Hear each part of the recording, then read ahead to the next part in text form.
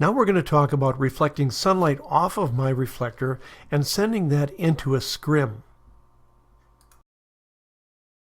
We'll start by keeping her back to the sunlight and then letting the overhead skylight light her up. And you can see it's inadequate and the color is bad. But now when we send that light through the scrim, it converts that hard sunlight into a beautiful, soft, warm main light.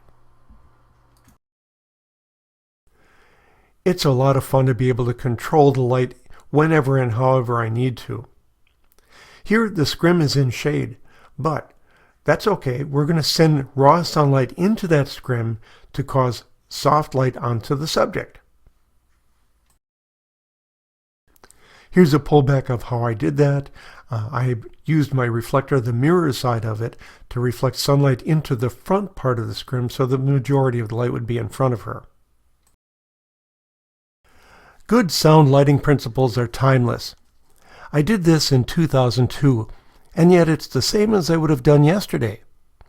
I used a scrim to diffuse the sunlight on the left and a reflector to provide accent light on the right.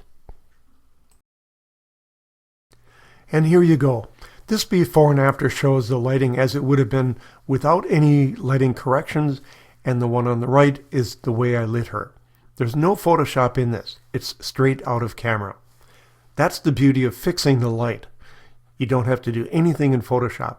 If I took 10 pictures of her there, they'd all be fixed.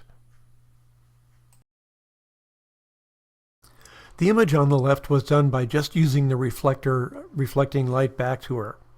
As you can see, she looks kind of sweaty because it was a hot, humid day. The one on the right was done by diffusing that sunlight through the scrim. There's no retouching on either one of these. This is straight out of the camera. The image on the left was done by just using the reflector reflecting light back to her.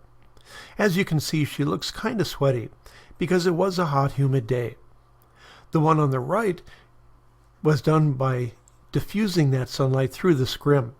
There's no retouching on either one of these. This is straight out of the camera.